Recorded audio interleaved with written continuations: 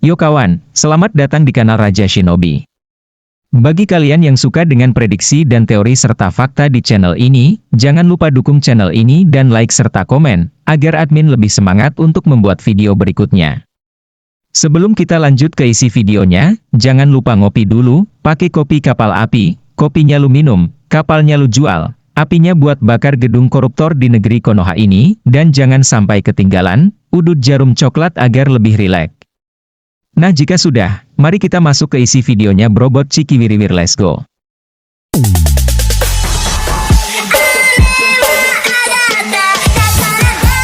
Oke mas bro, mari kita lanjutkan kembali alur ceritanya. Adegan dimulai dengan memperlihatkan Code, yang masih kelelahan setelah bertarung dengan Raikage Darui. Code yang terlihat sedang bersembunyi di suatu tempat, terlihat Code yang sedang memulihkan kembali tubuhnya dengan regenerasi miliknya. Dia sengaja bersembunyi dari para Otsutsuki lain, yang mungkin saja masih mencari keberadaan dirinya. Code yang berada di tempat tersebut kemudian berkata, "Sial, aku harus cepat menemukan kuil itu, dan harus cepat mendapatkan apa yang aku cari.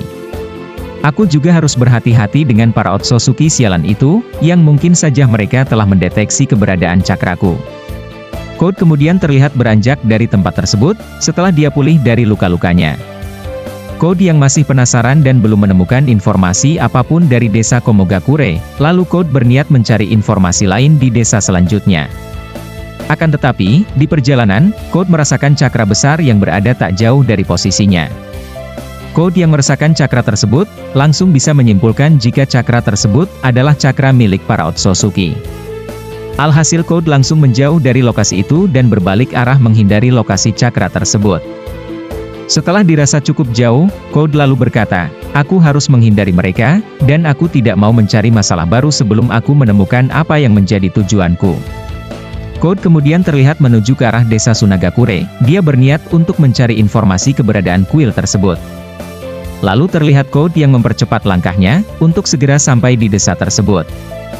Setelah Code sampai di perbatasan desa, terlihat lokasi tersebut sudah hancur, dikarenakan oleh perbuatan dua Otsutsuki baru, yang sedang mencari keberadaan Momoshiki. Code yang melihat itu langsung kaget dan berkata, "Kenapa dengan desa ini? Apakah ada orang yang sudah menyerang desa ini, sehingga terjadi kehancuran yang seperti ini?"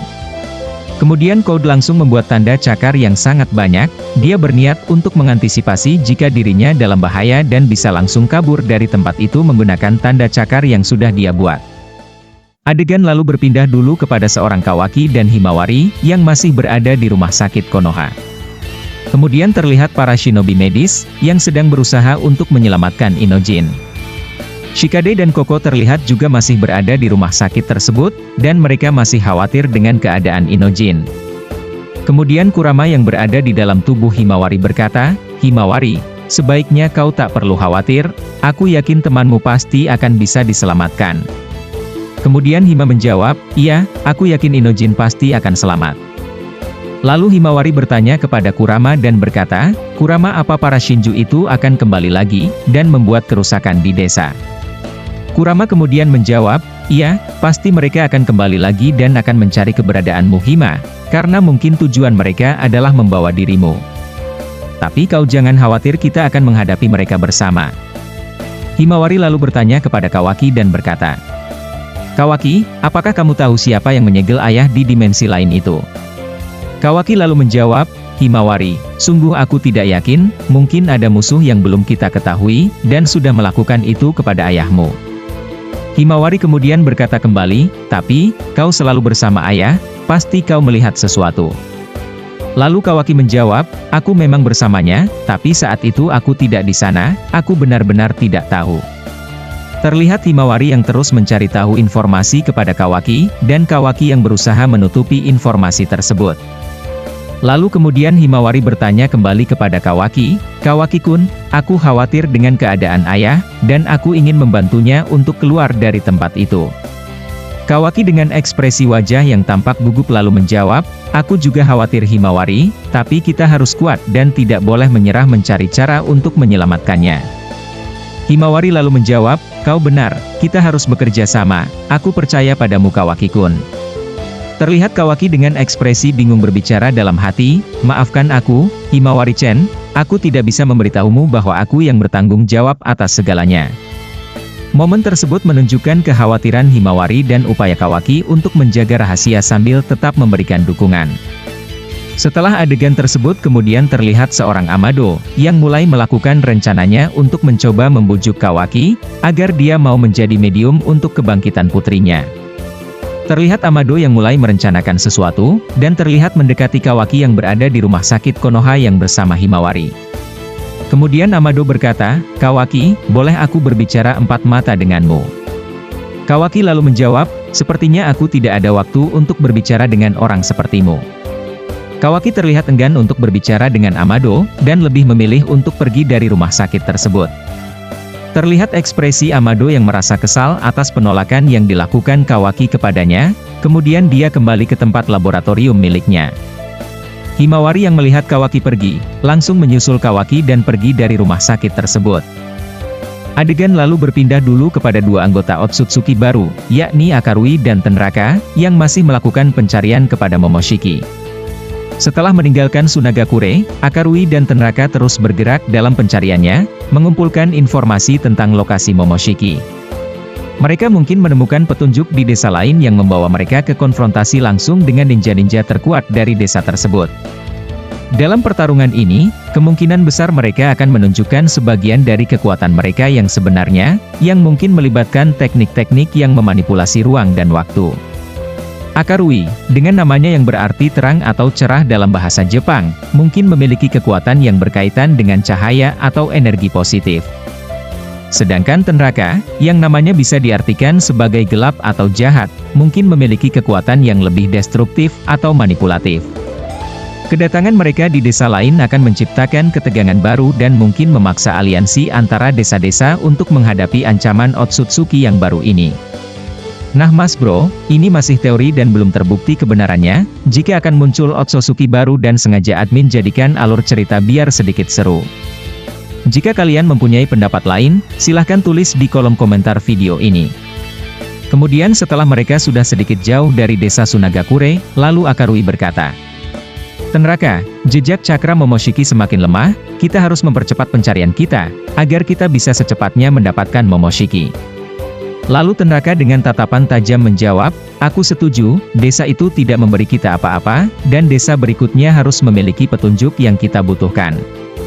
Akarui berkata kembali, "Kekuatan cahayaku dapat menuntun kita ke arah yang benar, dan sepertinya aku merasakan gangguan dalam aliran cakra di arah timur." Tenraka lalu menjawab, "Gangguan itu pasti disebabkan oleh Momoshiki, kita akan menemukannya, aku tidak peduli jika harus menghancurkan apapun yang menghalangi jalan kita." Akarui kemudian berkata kembali kepada Tenraka dengan berkata, "Kita harus berhati-hati, mungkin orang-orang di desa itu tidak akan membiarkan kita lewat begitu saja." Tenraka lalu menjawab, "Biarkan mereka mencoba menghentikan kita. Kegelapanku dan kekuatanku akan menelan mereka, dan akan menghabisi siapapun yang mencoba menghalangi rencana kita." Adegan lalu berpindah dulu, kepada seorang Koji yang masih bertarung dengan Shinju Hidari. Terlihat Hidari yang masih terjebak di kawah buatan Koji, kemudian Hidari menggunakan sebuah limiter, untuk berpindah dari kawah yang dibuat Koji tersebut. Koji yang menyadari hal tersebut, kemudian Koji langsung bersiap untuk serangan berikutnya. Hidari dengan tiba-tiba saja, menyerang Koji dengan teknik Bansotain, dan menarik Koji mendekat kepada Hidari. Terlihat Koji yang tertarik mendekat kepada Hidari, lalu terlihat Koji yang sudah ditarik Hidari dan langsung ditusuk dengan besi hitam, akan tetapi yang ditusuk Hidari hanyalah bunshin dari seorang Koji. Hidari yang menyadari hal itu, sontak saja merasa kesal dan berkata, "Sial, ini hanya sebuah bunshin saja. Akan kupastikan dia segera mati di tanganku." Koji yang sudah memasuki mode Sage, dan sudah ada dua katak di pundaknya, dengan secara tiba-tiba menyerang Hidari dengan teknik Senpo Goemon.